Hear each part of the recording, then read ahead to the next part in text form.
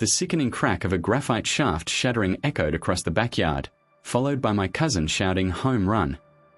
I looked over to see him holding the handle of my $2,000 custom driver, while the titanium head lay in the gravel 10 feet away. My brain refused to process what my eyes were seeing. That wasn't just a golf club. That was a tailor-made Stealth 2 Plus, fitted with a Fujikura Ventus Black 6X shaft, an aftermarket upgrade that cost $350 alone. The head was custom weighted. The grip was brand new. I had spent 6 months getting fitted for it, tweaking the loft and lie angle until it was an extension of my arm. And now, my cousin Jake, 14M, was standing in my backyard, using the jagged, splintered remains of the shaft to point at the fence. "Did you see that?" Jake yelled, grinning. "I cleared the fence. That rock is in the neighbor's pool." I dropped the burger flipper I was holding. I walked off the deck, my legs feeling heavy. "Jake," I whispered, "what did you do?" "I was hitting rocks," he said, proud of himself. "Uncle Bob said this club hits bombs, so I wanted to see if I could hit the big rocks." He pointed to a pile of river stones I used for landscaping. Large, jagged, heavy stones. I walked over to the club head. It was lying in the dirt like a severed limb. The face, the beautiful, carbon fiber twist face designed for precision, was gouged deep. The impact with the rock had caved in the sweet spot. The crown was scratched to hell. But the shaft was a tragedy. Graphite doesn't bend, it shatters.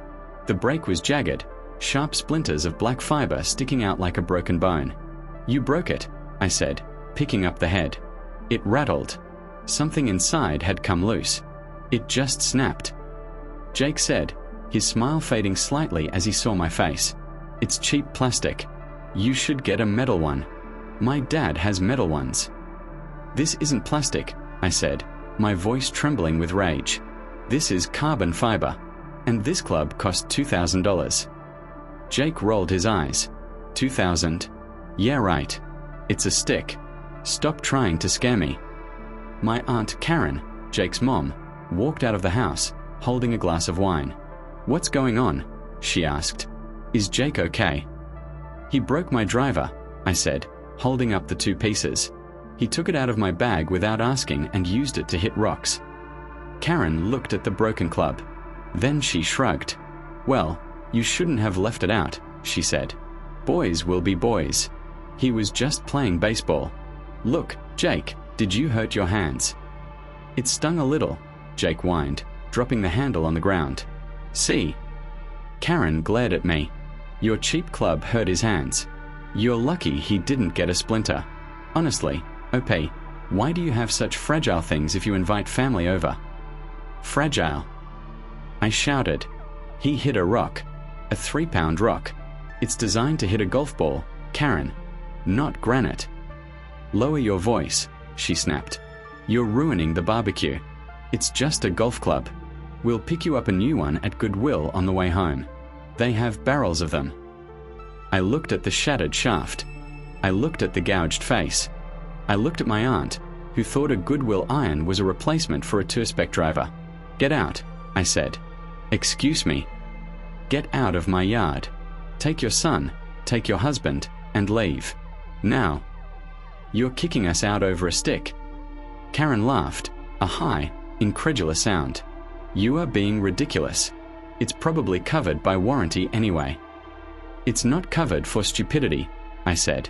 "Leave, before I call the police for destruction of property." "Police?" Karen scoffed. "You're going to call 911 because a boy played with a stick? Go ahead. They'll laugh you off the phone." Just then, my Uncle Bob, Jake's dad, lumbered over from the grill, holding a burger in one hand and a beer in the other. He saw the tension. He saw the broken club. "Whoa, easy there, Tiger," Bob said, chewing loudly. "Why is everyone shouting? You're ruining the vibe." "Your son destroyed my driver," I said, pointing to the shattered graphite. "He used it to hit rocks." Bob looked at the club. He chuckled. "Well, looks like he's got a hell of a swing if he snapped it. We might need to get him lessons. Right, Jake?" Jake grinned. "I hit it over the fence, Dad." "Attaboy," Bob winked. Then he turned to me. Look op, relax. It's just a club. Accidents happen. I've broken plenty of clubs in my day. Just go down to the pro shop and pick up a replacement. Send me the bill if it's over $20. $20. I felt my blood pressure spiking. Bob, this is a tailor-made Stealth 2 Plus with a custom Ventus Velocore shaft. The shaft alone is $350. The head is $600. The fitting was $500. This is a $2,000 instrument. Bob stopped chewing. He looked at me, then at the broken pieces, then back at me. He burst out laughing. $2,000. He slapped his knee. For a golf club. Son, I've been golfing for 30 years. I bought a full set of Wilsons at a garage sale for $50 in '98 and I still use them. A driver is a driver. It's a metal lump on a stick. If you paid $2,000, you didn't get a custom instrument. You got scammed. It's carbon fiber technology, I argued, realizing how futile it was. It's tuned to my swing speed. It's a toy, Bob said dismissively. It's a stick for hitting a ball into a hole. You spend way too much money on toys, OP. Maybe if you spent that money on something real, like a truck, you wouldn't be so sensitive about a piece of plastic breaking. It broke because he hit granite rocks with it. I yelled. He abused it. He was practicing. Karen chimed in. He's just a child showing interest in sports. You should be encouraging him, not screaming at him over money. You rich people are all the same. You think your stuff is more important than people.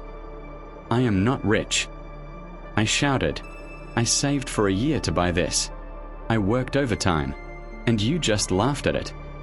Well, you wasted your money, Bob said, taking a sip of beer. Tell you what.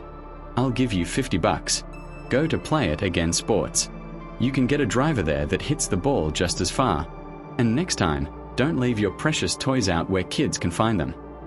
He pulled a greasy $50 bill out of his pocket and tried to stuff it into my shirt pocket. I slapped his hand away. The bill fluttered to the ground, landing in the gravel next to my ruined club head. I don't want $50, I said, my voice low and dangerous. I want $2,000. Or I want a replacement. If you don't pay, I'm taking this to court. Bob's face went red. You'd sue your uncle? Over a stick? I'd sue a stranger who destroyed my property, I said. Being family doesn't give you a pass to wreck my life. You're pathetic, Bob spat. Come on, Karen. Jake. We are leaving. Your cousin is having a tantrum because he got ripped off by a golf shop. They walked to their car. Jake kicked the handle of my club as he walked past. Nice swing, Jake. Bob called out loud enough for me to hear. I stood there in the yard, shaking. The $50 bill sat in the dirt, mocking me. They thought I was bluffing. They thought I was a scammed idiot. I picked up the pieces of the club. I wasn't going to Play It Again Sports. I was going to the PGA Superstore to get an official damage assessment. And then, I was going to find a lawyer who played golf. I drove straight to the Golf Galaxy where I got fitted. I walked in holding the two pieces of my driver like a dead bird. My fitter, Mike, saw me coming. His jaw dropped. Stealth 2. Mike asked, taking the head. What happened? Did you run it over with a cart? My cousin used it as a baseball bat on granite rocks, I said. Mike winced. He inspected the head. The carbon face is delaminated. The sole weight port is crushed. And the shaft? Yeah, Velocore is strong, but it's not rockproof. It's toast. You need a full replacement. He printed out a quote on official letterhead. Tailor-made Stealth 2 Plus head, $629.99. Fujikura Ventus Black 6X with Velocore, $350. Custom grip and installation, $45. Expedited shipping, custom order $50. Tax, $90. Total replacement cost, $1,164.99. I realized I had slightly overestimated the cost in the heat of the moment. It was closer to $1,200 than $2,000, but still a massive amount of money. The invoice. I took a picture of the quote. I texted it to Bob. Me, here is the official replacement cost from the pro shop. $1,165. Please Venmo me by Friday. Bob replied instantly with a laughing emoji. Bob, You were dreaming, kid. I told you, $50 is my offer. Take it or leave it. Stop letting those salesmen rip you off. The court case. I filed in small claims court. It cost me $80 to file. I added that to the total. Bob showed up to court wearing a polo shirt tucked into cargo shorts. He looked confident. He brought his own golf club, a rusted 1995 Big Bertha driver, as evidence. Your Honor, Bob boomed. This is ridiculous. My nephew is trying to extort me. Look at this club. It does the same thing. It hits the ball. He wants me to pay for a space-age stick because he's a bad golfer who thinks spending money fixes his slice. The judge, a stern woman who looked like she had zero patience for nonsense, looked at Bob's rusty club. Then she looked at my evidence binder. I had the receipt from the original purchase, the fitting data sheet showing my swing speed, 115 miles per hour, and the quote from Mike explaining why a stock shaft would snap under my torque. Sir, the judge said to Bob, the plaintiff has provided proof of value. Golf technology has changed in 30 years. You admitted your son used the item to hit rocks. He was playing. Bob argued. He was destroying property, the judge corrected. And you, as his parent, are liable. The verdict. Judgment for the plaintiff in the amount of $1,165 plus court costs. Bob turned purple. I'm not paying that. I have a boat payment. Then maybe you shouldn't let your son use expensive equipment as a bat, the judge said. The aftermath. Bob refused to pay. He told the whole family I was dead to him. I garnished his wages. It was humiliating for him. His employer received the court order.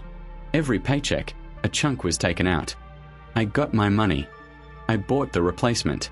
I'm back on the course, hitting bombs. Bob and Karen are still banned from my house. And Jake.